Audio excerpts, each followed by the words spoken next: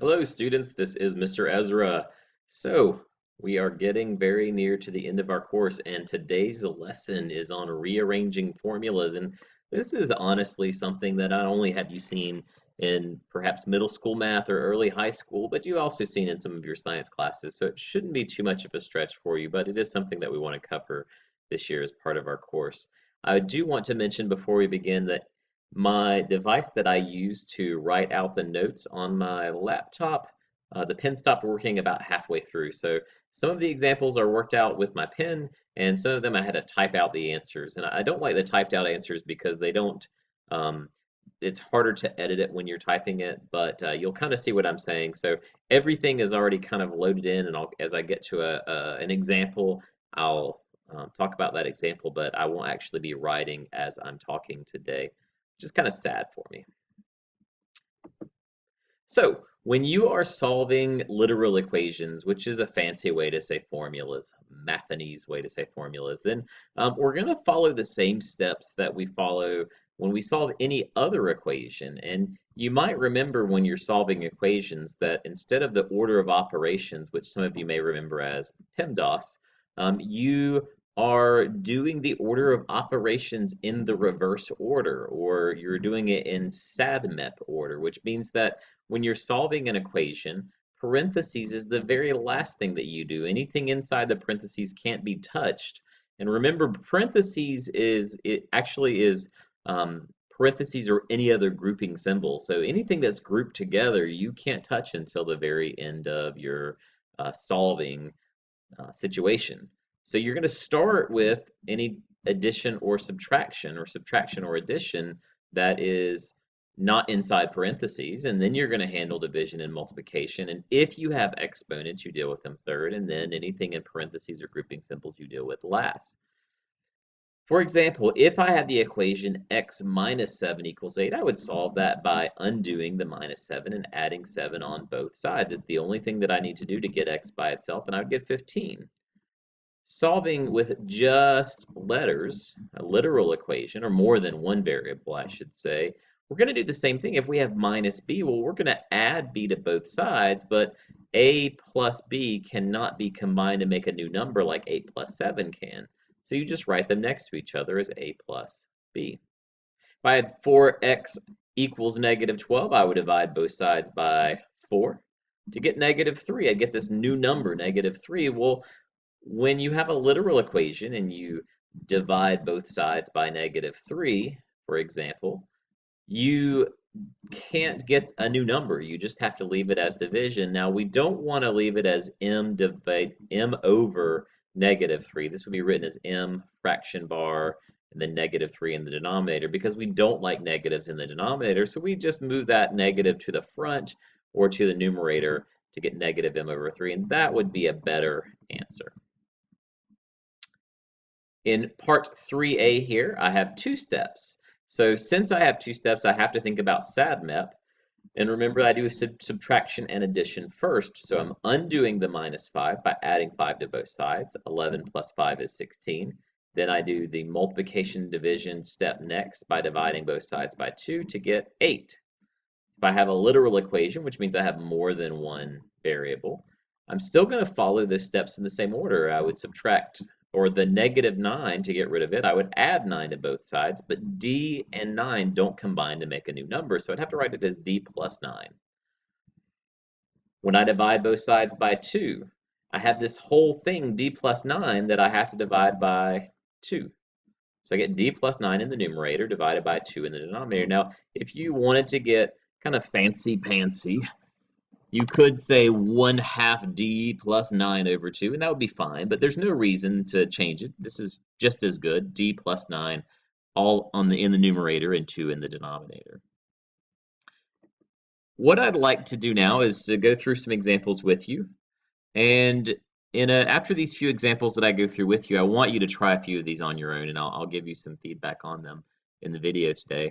So for these next two problems, I want you to look at not just how to solve it using SADMEP backwards, using PEMDAS backwards or SADMEP forwards,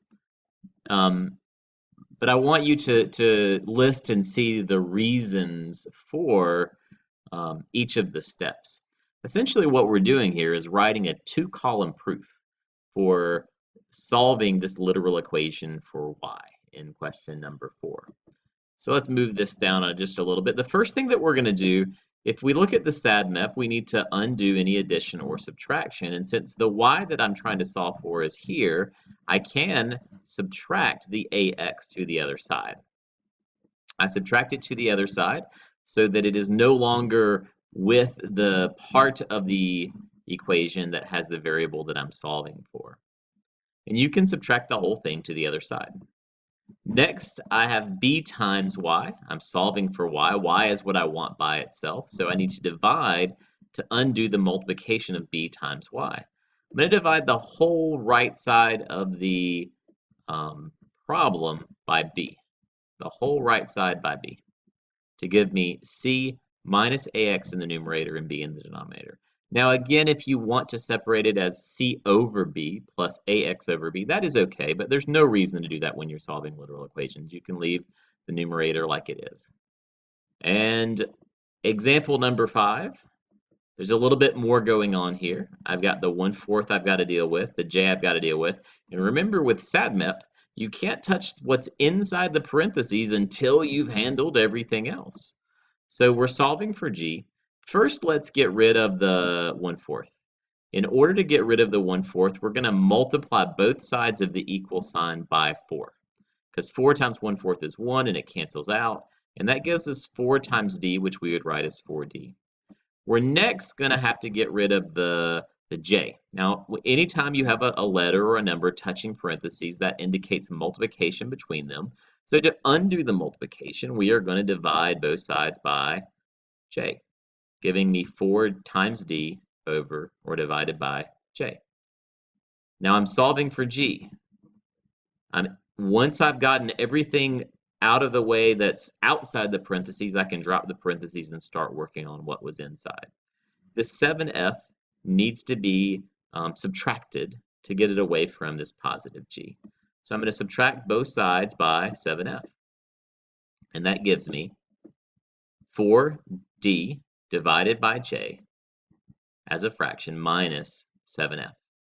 I don't need to do anything special to put the to make one big fraction. I can just leave it like this, and that is perfectly fine. Let's look at these 4 examples quickly, just to get a few more examples of how to do this. Anytime you're starting to feel like, oh, I remember how to do this, go ahead and try these 4 problems if you are up to it and see how you do with them. If you're getting them right, then you're good to go. So, solving for b. I want you to remember that a fraction bar groups things together just like parentheses. So I cannot touch the a plus b until the very end of the problem. That means I have to get rid of the divide by 2. And how am I going to get rid of divide by 2? Well, I'm going to multiply by 2. On both sides, it's going to eliminate it on the right and give me 2a on the left. I now have a plus b, and I'm solving for b, which means I have to get rid of the positive a. I'll subtract that to the other side to get 2a minus little a equals b. B is what I'm solving for, and I always, when I get to the end, want to go back and say, I'm solving for b. Is that what I have alone? Is that what I've got? And yes, I do.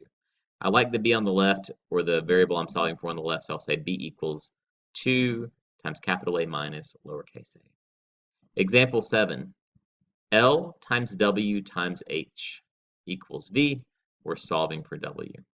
You can undo repeated multiplication by division all in one step.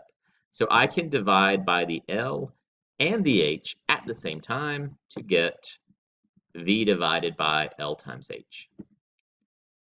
So W is going to be equal to V divided by L times H. Doesn't matter that one's on the left and one's on the right. I'm undoing that multiplication between all 3 of them just by division, and that is okay. I'm solving for L. L plus W in number 8 is in parentheses. So for question number 8, the L plus W is in parentheses. I can't touch it until I deal with everything outside the parentheses, which means my first step is to undo this 2 times the parentheses. I undo that multiplication by division. Divide both sides by 2 is going to give me p over 2, p divided by 2. I'm solving for L, which means I have to get rid of the plus W. I then subtract it on both sides to get P over 2 minus W. That is what L is equal to. L is equal to P over 2 minus W. Number 19 is similar, but I wanted to show you one that had a fraction because you have to remember, especially when you're solving equations, that you cannot divide fractions. Instead, you multiply by the reciprocal. So in order to get rid of that 11/5 that's being multiplied by the parentheses, I'm going to divide both sides, or I'm sorry, I'm going to multiply both sides by the reciprocal because I can't divide. So I'm going to multiply the right side by 5 over 11 to cancel out that fraction. And the left side times 5 over 11 is 5/11ths and then d. The d is not in the denominator. It is out to the right of the fraction. You could put it in the numerator and it would technically be okay to have 5d in the numerator and 11 in the denominator. The only thing I have to get rid of now is this minus 15, and I'm going to add 15 to both sides to do that. 5 over 11 times d plus 15 equals p. All right, so you've seen enough examples for me to feel like you should try these on your own. So the next handful of problems are you try it. So there's about 6 of them. I want you to pause the video. You should have the guided notes for this. Try number 10, 11, 12, 13, 14, 15. See how you do. Try the rest of the problems. And then restart the video. I'm not going to go over these. I'm not going to talk about them. I'm just going to reveal the answers. And if you have a question about this and you didn't get what I got and you're not sure, just see me in class and we can talk about the answers together or the steps together. So hopefully you have tried these 4 problems and restarted the video. Here is number 10. Correct answer is R is equal to D times F divided by T. For number 11, you should end up with 2 times K divided by V squared equals M. Or you could have the M on the left side and have M equals 2K over V squared. For number 12, you should have subtracted the A and subtracted the C to have P minus A minus C equals B. And let me go ahead and say, a lot of you like to put the B equals P minus A minus C, to have your variable that you've solved for on the left. And that's a good thing to do, but you could leave it like this because we have solved for B. B is by itself, and it's okay. You don't have to have that variable on the left side of the equal sign, but if you do, that's a good thing to do. In number 13, we're solving for W. W is in the denominator, so hopefully you remembered that you've got to get it out of the denominator. And to do that, I multiplied both sides by W because I can't work with a variable that's in a denominator. That ended me up having CD times W. To get rid of the CD, I divided both sides by CD to get W equals 12 ds over CD. A lot of formulas have capital letters and lowercase letters, especially when you get in physics, and sometimes those mean something. So do keep or try to keep the capitalness or lack of capitalness when you're solving these literal equations. Here are your last 2 examples and for some challenges. You should have already tried those. If you haven't, pause the video, try them, and then start it back up. But here is the answer to number 14. So we added 2r, then divided both sides by 5 to get 25 plus 2r over 5. If you want to put the 2r plus 25, that's okay. It doesn't really matter. But because addition is commutative. But this looks good. I like this.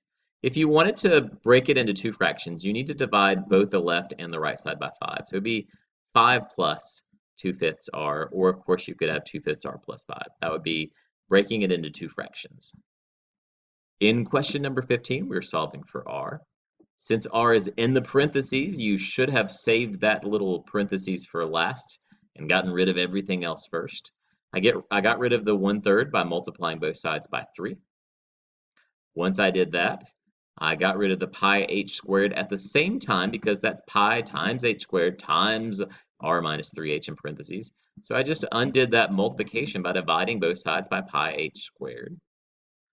Now that the parentheses are by themselves, I can drop them and work inside the parentheses. Now I'm solving for r, which means I want to get rid of the minus 3h. So I'm going to add 3h to both sides, giving me r equals 3 times v divided by pi times h squared plus 3 times h. Well, I hope that you remembered how to solve these formulas and literal equations and that it's come back to you and you feel like you're going to be able to be real successful on this. Of course, if you have questions or you're unsure or you think I made a mistake, see me in class and we'll talk about it.